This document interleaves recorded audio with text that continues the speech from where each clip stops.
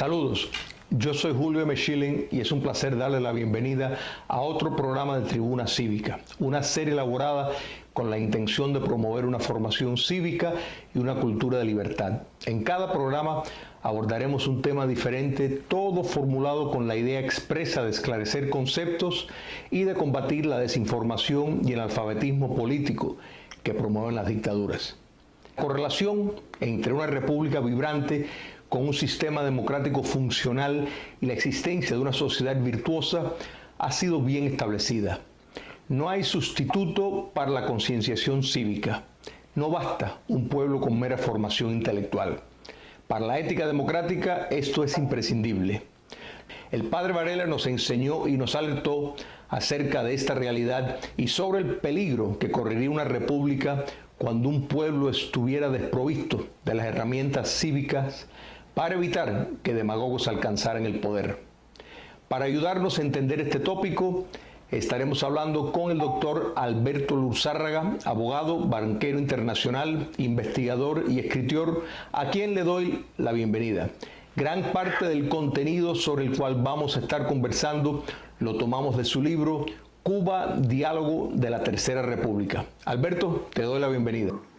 Buenos días, Alberto, y te hago el planteamiento porque creo que hay una presuposición de en una república se requiere, una república que naturalmente quiere ejercer la democracia, la necesidad de tener una sociedad virtuosa, una sociedad moral, algo de que padre Varela escribió mucho acerca de eso y tú también has escrito abundantemente sobre el tema. Vamos a ampliar un poquitico de la necesidad y por qué consideras que la moralidad es necesario para que una república pueda funcionar. Bueno, yo creo que es un tema que a través de la historia lo podemos palpar. Y los grandes estadistas lo han dicho. Alexis de Tocqueville, cuando vino a Estados Unidos, que entendió también a este país, quedaba muy impresionado con la actitud de la gente en los pueblos pequeños, que estaban todos dispuestos a cooperar voluntariamente en diversas labores y se ayudaban unos a otros. Las casas estaban abiertas, no había delincuencia y decía él, América es grande porque es buena. Y después de eso, pues siempre me recuerdo de que Washington, en su discurso de despedida a sus oficiales y colaboradores en Fraunces Tavern, dijo bien claro que no debemos despreciar la influencia de la religión y la moral en la necesidad de decir verdad. Y decía él, si no hay un conocimiento o una creencia moral, de poco vale cuando una persona ponga su mano sobre la Biblia y jure. Quiere decir, el creyente jura porque sabe que además de decir mentiras y que puede tener un delito, que lo pueden perseguir civilmente, también se da cuenta que está cometiendo un acto malo. Y a Washington le daba eso gran importancia. Desde luego, todo eso está desapareciendo en el mundo moderno y hoy en día la gente piensa, bueno, si dije mentiras y no me acogió nadie, qué bueno. Pero tú has tocado, fíjate, mencionaste la figura de Alexis de Tocqueville, que en ese maravilloso libro Democracia en América, la figura del padre de la patria norteamericana, George Washington. Yo mencioné a nuestro padre Félix Varela, que en Cartas al Pidio, en El Habanero, pues tocaban ese punto y me parece que detrás de esto es la necesidad de determinados parámetros para conducir el comportamiento humano. O sea, cuando miramos, por ejemplo, el experimento de lo que es una democracia, o sea, la noción de autogobierno, la noción de que una sociedad propiamente se gobierna, pues es natural que se tenga determinados límites, determinados parámetros. La religión ofrece eso. Y te escucho y efectivamente vemos cómo esto es un fenómeno universal que va no solo en el caso de nuestra patria Cuba, sino en los Estados Unidos y otros países por muchas razones, pero ¿estás de acuerdo que es un factor? No, sin duda, y además de eso, Varela, que era un hombre muy práctico, nos estimulaba a pensar. En definitiva, no solamente es la religión que te puede dar un norte, pero el hombre tiene que utilizar sus facultades intelectuales, y lo que te da la religión es un faro de referencia, un punto de referencia y un tema estabilizador. Y, por ejemplo, Varela insistía mucho en ciertas máximas que a él le parecían indispensables, ¿no? Y decía que hay que buscar la verdad a como dé lugar, que creemos muchas cosas, porque se han creído por todos, y la gente simplemente por un cierto hábito repite lo que han creído todos, sin sentarse a pensar si lo que ha oído tiene sentido o no. Y dice que él decía que la credulidad es el patrimonio de los ignorantes, ¿no? Fíjate, ese punto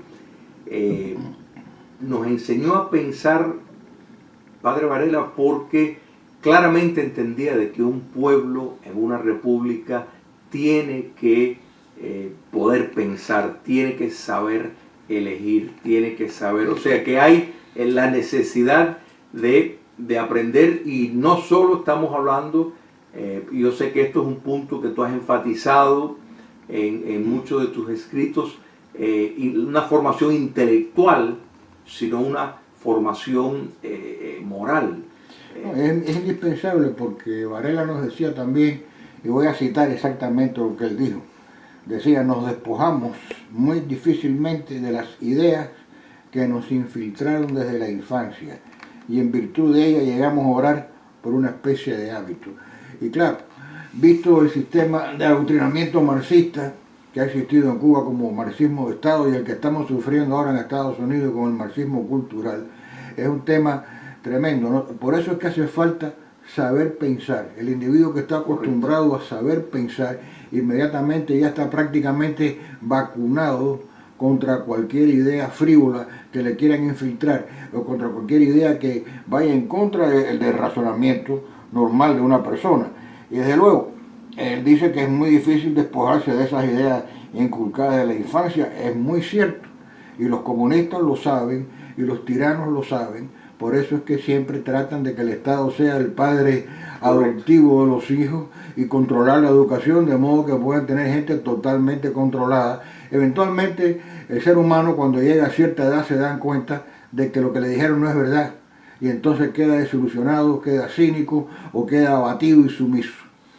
En efecto, dictadores buscan promover el analfabetismo moral y ético para precisamente capitalizar en una ignorancia que quieren promover, y están reforzando constantemente con la contracultura, que precisamente un ciudadano armado con una formación cívica, pues claramente, y hablaste del marxismo cultural, que es uno de los problemas que estamos viendo en nuestros días en las democracias del mundo, y hay que entender que todo esto es una rama que surge, una rama poderosísima que surge del marxismo. Es una metodología, en mi apreciación, mucho más eficaz para llegar al poder y dominar a la sociedad y a un país, incluso dentro de instituciones democráticas. Fíjate que en Cuba, que esperemos que vean estos videos, tienen que darse cuenta de que uno de los objetivos del marxismo cultural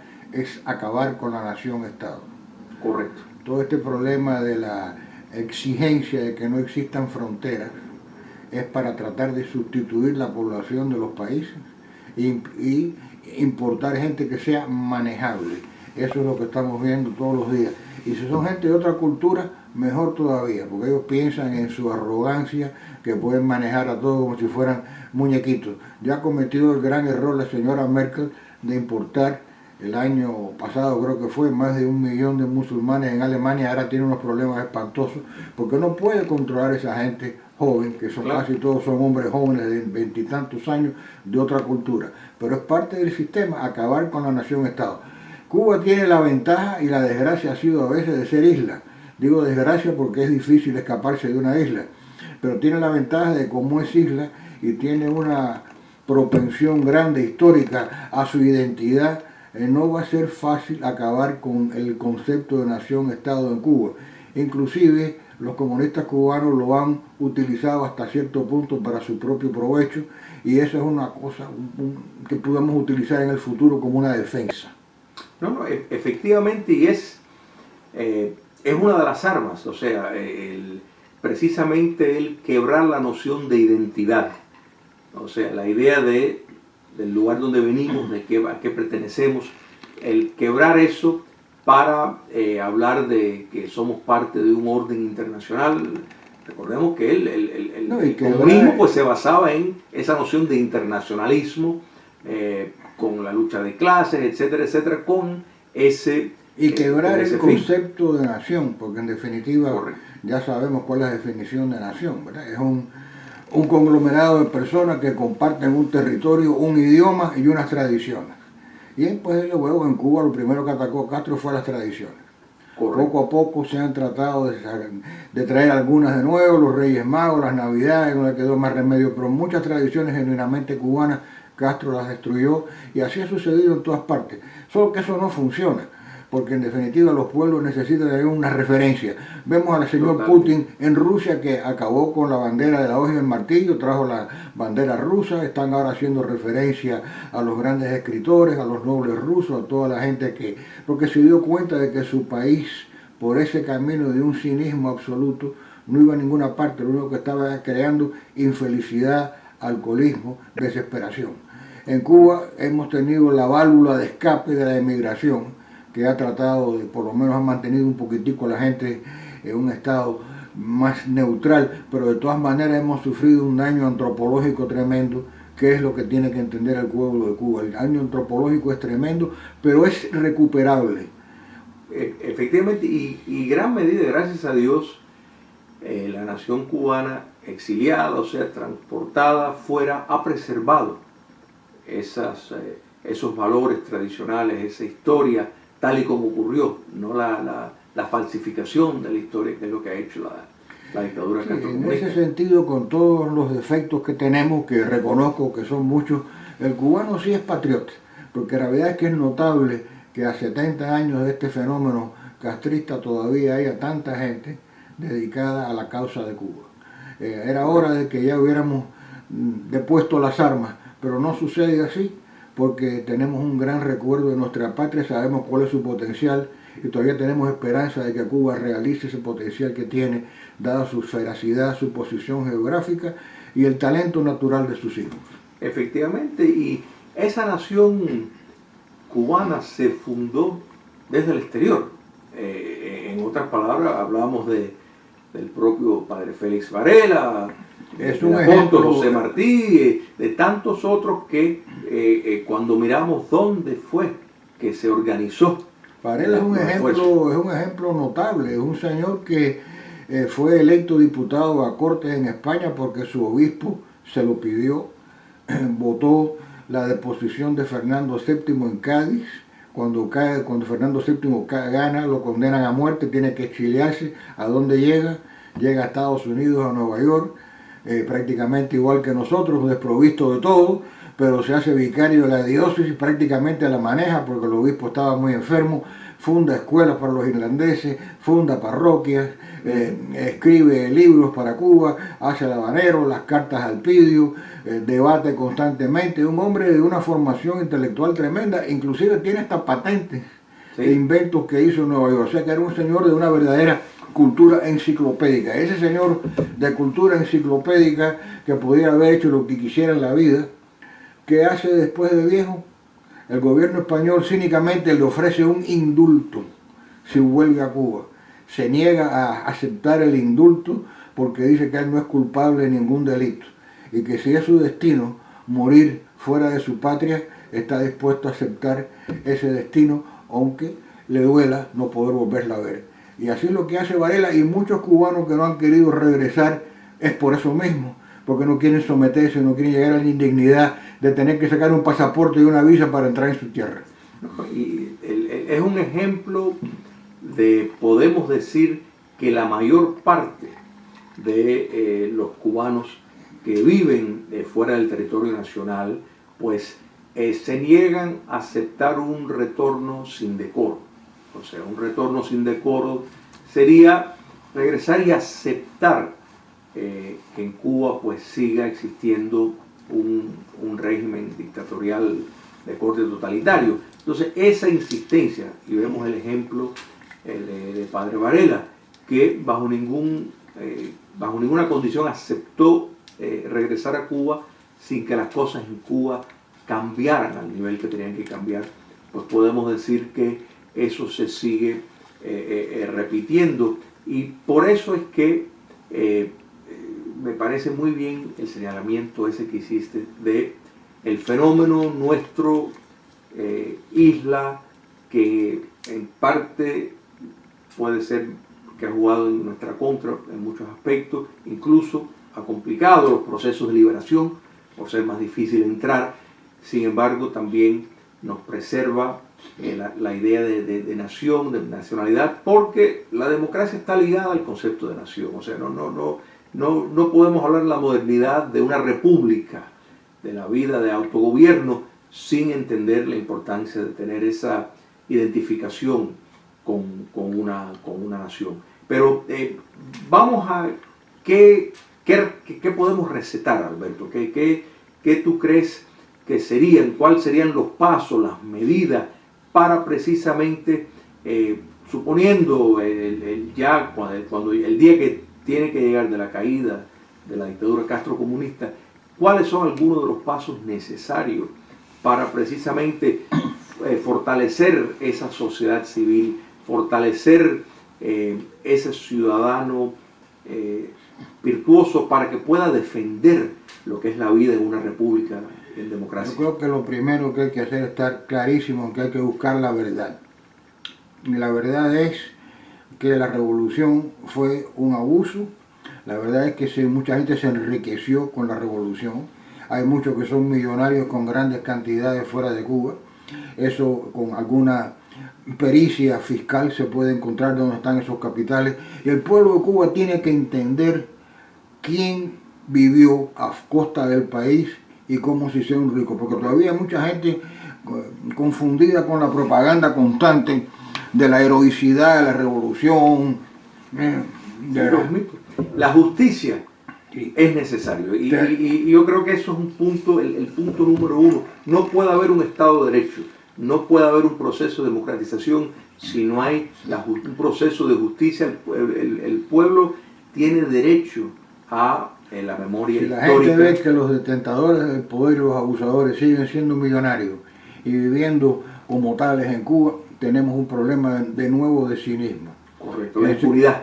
La impunidad, no hay más remedio que entrarle a eso. No se trata de venganza, ni se trata de represalia, se trata, como tú dijiste, de justicia, y es esencial para que la gente tenga una esperanza. Por ejemplo, en Polonia es ahora cuando están lustrando o sacando a los magistrados comunistas que están en el Poder Judicial porque no pudieron hacerlo durante la primera etapa debido a la oposición de la Unión Europea, etcétera, etcétera. Pero este gobierno más conservador se da cuenta de que no puede gobernar con unas Cortes Supremas plagadas de ex marxistas que en definitiva lo que van es a su conveniencia personal y no tienen principios ninguno. Entonces tenemos problemas graves. No solamente eso, sino que tenemos que tener un poder judicial en Cuba que sea serio y jueces que sean serios.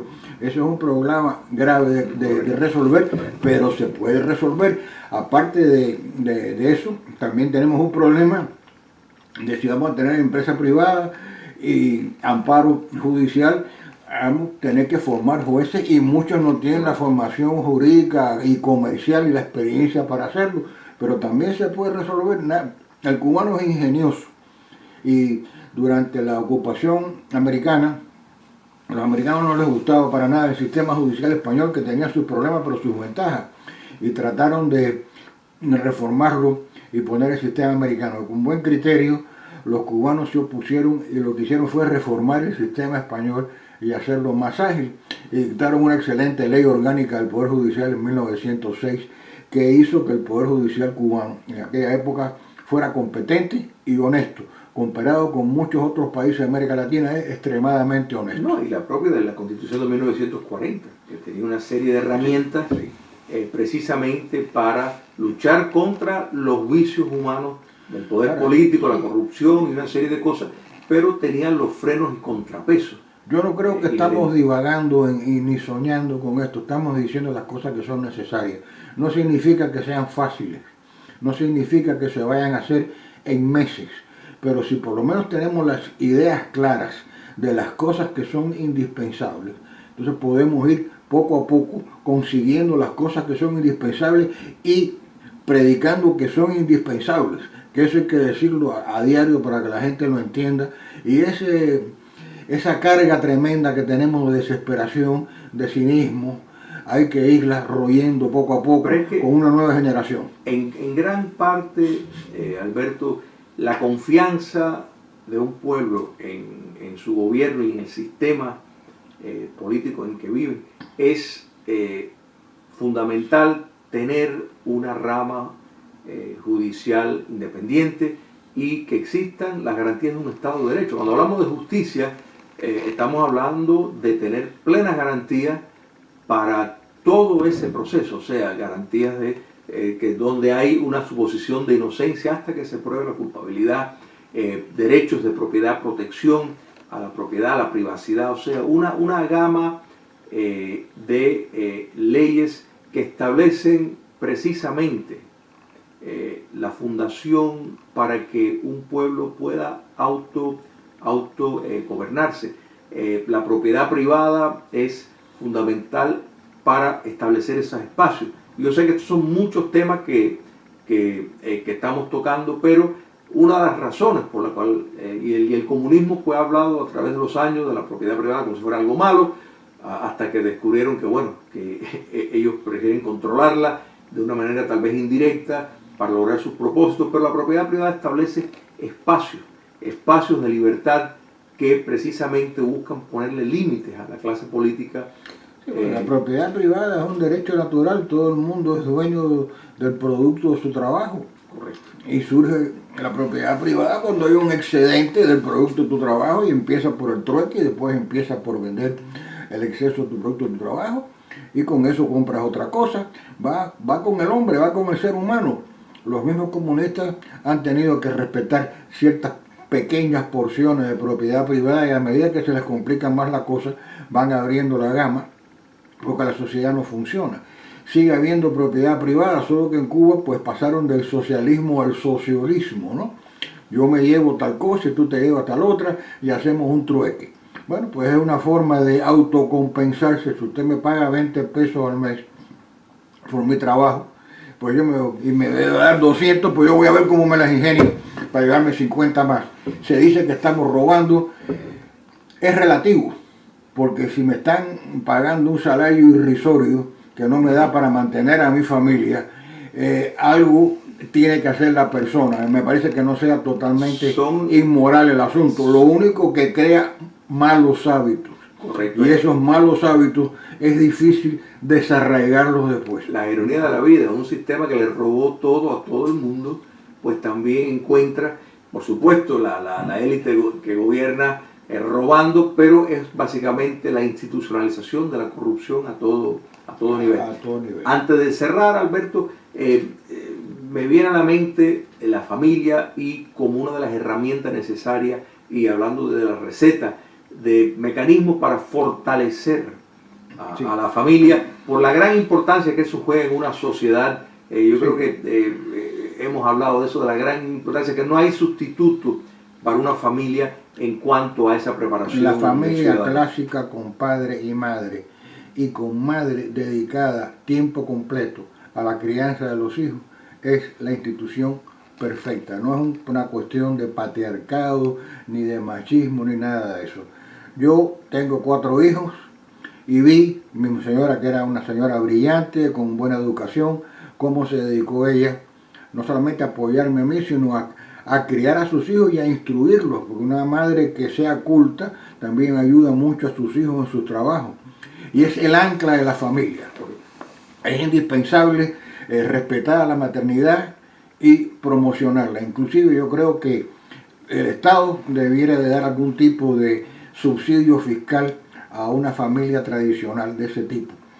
Me refiero a un subsidio fiscal en el sentido de que debe tener tal vez una tasa de impuestos mucho menor que la familia normal, y tal vez a la madre que queda en su casa debe reconocerse algún tipo de pensión en su momento, porque el trabajo de un ama de casa es un trabajo enorme, es un trabajo de 24 horas. Con un aporte a la sociedad y al país extraordinario, que no se puede medir en costo. Se podría medir en costo en términos del precio que se paga. Exacto, y quien critica eso no se da cuenta que las familias que están quebradas y los niños andan por su cuenta y acaban en la delincuencia, acaban costándole enormes sumas al Estado. Hay un vínculo directo entre familias rotas y altos niveles de crimen, o sea, el abandono, la disolución del hogar. Eso hay que hacerlo, y en Cuba también hay que crear tribunales familiares especiales, separados de la jurisdicción, porque hay grandes problemas familiares, como lo sabemos, y hay que tener algún tipo de institución especializada que ayude en esos casos que ya son muchos y muy difíciles. Hay una gran cantidad de divorcios, los matrimonios duran muy poco tiempo, hay una enorme incidencia de abortos, y por eso la población en Cuba está en descenso. Si miramos la pirámide de la población es espantosa a como vamos, de modo que ese es un tema sociológico muy importante. Inclusive, si estamos hablando de prestaciones a los ancianos, etc., es otro problema grave. Con el nivel de población que tenemos, de crecimiento de natalidad que tenemos y la forma de la población, no hay suficientes jóvenes para trabajar y sostener las prestaciones necesarias a los viejos con los impuestos que van a pagar los jóvenes. Eso lo tocamos en otro programa, pero me parece que merece para otro momento, porque hay programación, incluso han habido experimentos, países que han propuesto programaciones proactivas para estimular el crecimiento de la familia. Y en el caso de Cuba yo creo que eso es un problema por el nivel de fecundidad. Lo haremos y podemos poner estadísticas. Perfecto. Bueno, Alberto, el tiempo se nos acabó. Te doy las gracias por este análisis brillante, y los invito a todos a participar, tomar parte en nuestro próximo programa de Tribuna Cívica. Hasta entonces. A ti las gracias, Julio.